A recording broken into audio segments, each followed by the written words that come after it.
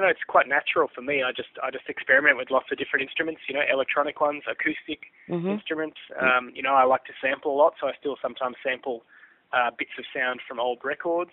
I don't know. I guess I take a cobbler's approach to putting records together. Often one musical idea prompts another idea, and then I respond to the combination of those ideas, and I have another instrument that feels like it suggests itself. So the act of songwriting and arranging and producing my music tends to all happen at the same time in a very fluid process, rather than being different stages. Well, it takes me a long time to make my records, but that's mainly because experimenting takes a long time, and sometimes you just have to work through a lot of ideas that don't work or that don't seem very good in the end. Or there's a lot of ideas I experiment with that they just don't seem to have a clear way to become songs that make sense on a Gotye record. So sometimes, they just end up being put to the side, or maybe I'll revisit them in future. But the spark that turns a series of experiments with sounds and with loops and breaks and grooves into a song, they only happen every so often. So it just takes me a while sometimes for those sparks to turn into actual songs. I think the experience I had in the music department at my high school, Parade College, that was a very formative one.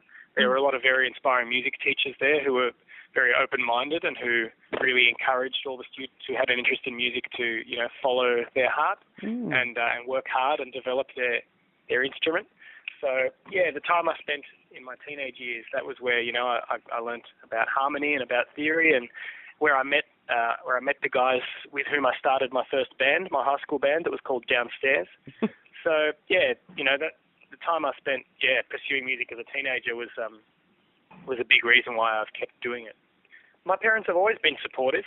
At different times over the last 10 years, sometimes they've been worried that choosing a career in pop music is very difficult to make it successful. But I guess as things have gone, better and better in the last few years, I think they instead sometimes now they just worry that I work too hard or that I don't take enough time off. But they've always been very supportive of my passion for music, and they've always always been there to help and give suggestions if I'm finding some things challenging.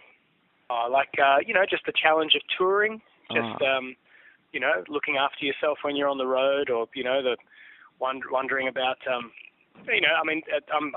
lucky enough that they listen to my music, they listen to my records, and they have opinions on the songs. So I find that really great. I do remember when I first played the song "Somebody That I Used to Know" to my dad, he immediately said, "Well, you've done it. That's a world hit."